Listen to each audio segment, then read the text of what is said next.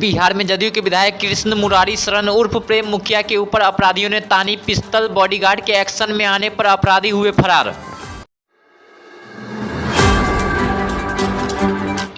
वहीं खुद हिलसा विधायक कृष्ण मुरारी शरण उर्फ प्रेम मुखिया ने इस घटना की जानकारी दी। पुलिस मामले की कर रही छानबीन। एक आरोपी को भी किया गया गिरफ्तार। और गाड़ी को रुकवा दिया बगल में कि रोको गाड़ी। गाड़ी रुक गया और वहाँ पर जो है कुछ अभद्र भाषा का प्रयोग किया और वहाँ पर पिस्टल दिखलाया।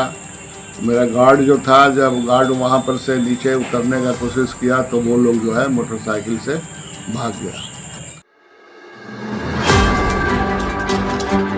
बिहार में अडानी एनर्जी लगाएगी प्रीपेड बिजली मीटर। उत्तर बिहार के पूर्णिया, कटिहार, अररिया समेत कई जिले में लगाए जाएंगे प्रीपेड बिजली मीटर।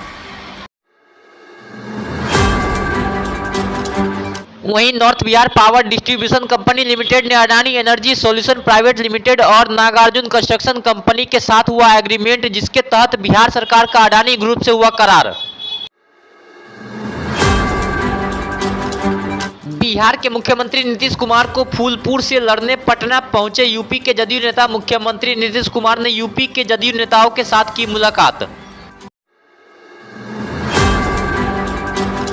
बिहार के पूर्व सीएम जीतन राम मांझी ने शिक्षक भर्ती में धांधली का लगाया आरोप। कहा कि इस भर्ती प्रक्रिया में लैंड फॉर जॉब की तर्ज पर मनी फॉर जॉब का घोटाला हुआ है। इसकी उच्च स्तरीय जांच होनी चाहिए। बिहार शिक्षक भर्ती में उत्तर प्रदेश के बीजेपी प्रवक्ता की बेटी का हुआ सिलेक्शन। बीजेपी प्रवक्ता ने सोशल मीडिया पर ट्वीट कर बेटी के चयन होने की दी जानकारी।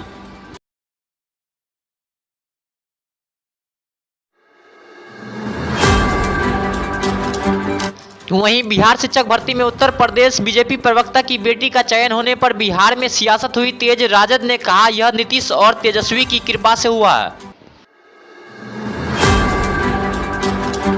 बिहार के पटना में होने वाले भीम संसद की तारीख में जदयू ने किया बदलाव। अब यह भीम संसद 26 नवंबर को होगा। इससे पहले 5 नवंबर को होना था आयोजन।